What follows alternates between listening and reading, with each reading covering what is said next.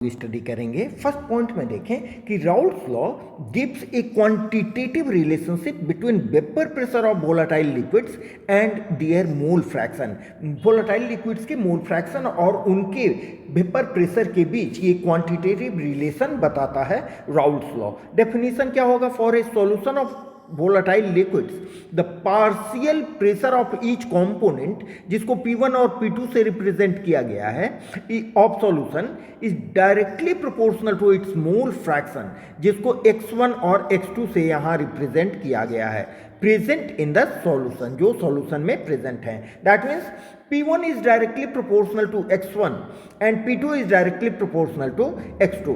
इसको हम P1 is equal to P01 into x1 और P2 is equal to P02 into x2 लिख सकते हैं, जहां पर P01 और P02 दोनों वोलाटाइल लिक्विड्स के वेपर प्रेशर हैं प्योर स्टेट में, वेपर प्रेशर हैं दोनों कंपोनेंट के प्योर स्टेट में।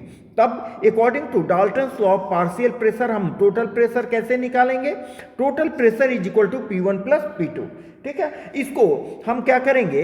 अब P1 का वैल्यू क्या पुट कर देंगे? P01 plus P01 into x1 plus P02 into x2।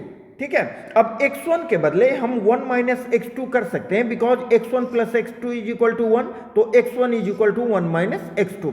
अब इसको लेके आप सॉल्व करोगे बच्चों, तो देखिए एक एक स्टेप हमने यहां दिखाया है और फाइनल स्टेप हमें मिलेगा P total is equal to P01 plus P02 minus P01 into x2। यहां जब इसको कॉमन लेके x2 को हम निकालेंगे तो ठीक है। अब इसके ग्राफिकल रिप्रेजेंटेशन में हम देखें, ग्राफिकल रिप्रेजेंटेशन में कि यहां पर x1 का कॉन्सेंट्रेशन देखिए 0 है, जबकि राइट टू लेफ्ट आने से इसका कॉन्सेंट्रेशन बढ़ते जाता है, तो इसका वेपर प्रेशर भी बढ़ेगा, जो स्ट्रेट लाइन से यहां पर दिखाया गया है P0 के फॉर्म में।